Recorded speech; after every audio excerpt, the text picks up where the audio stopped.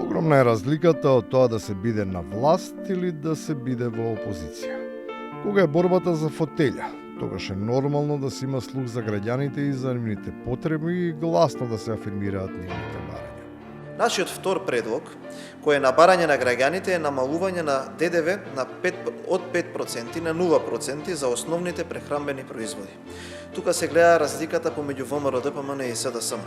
Тогашната власт не само што не го ставила на ум предлогот, туку на сосема разбирлив начин давала објаснување за тоа што треба да го оптовари буџетот на граѓаните и уште попрецизно, кои се основни, а кои луксузни продукти.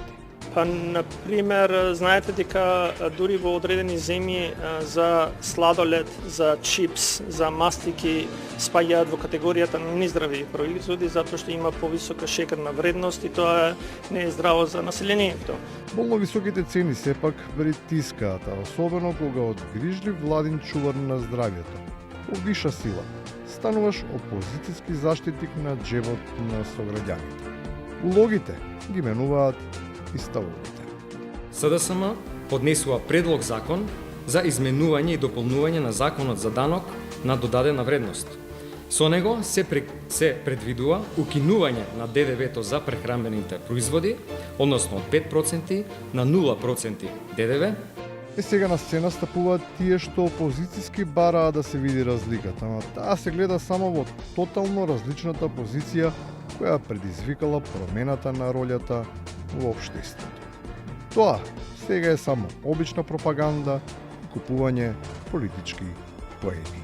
Ние како пратеничка група нема да поддржиме едно вакво законско решение, бидејќи продолжува континуитетот на дневно политичко препукување со економски теми од истите оние кои што ја донесоа Македонија во ваква девастирана економска состојба. Ваквите законски решенија не допринесуваат за зголемување на квалитетот на животот на граѓаните, туку за креирање на дневно политички теми.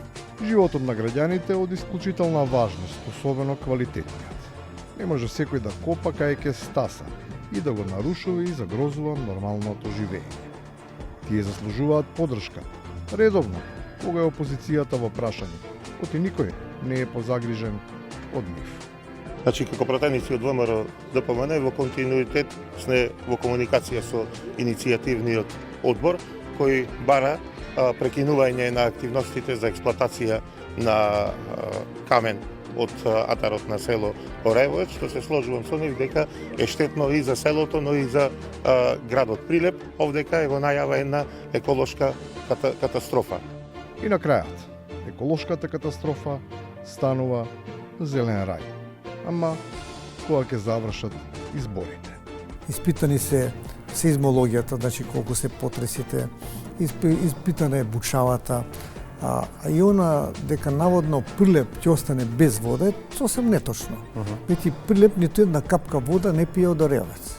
Прилеп сигурно не пие вода од Орејовец, ама веќе никој не пие нафта.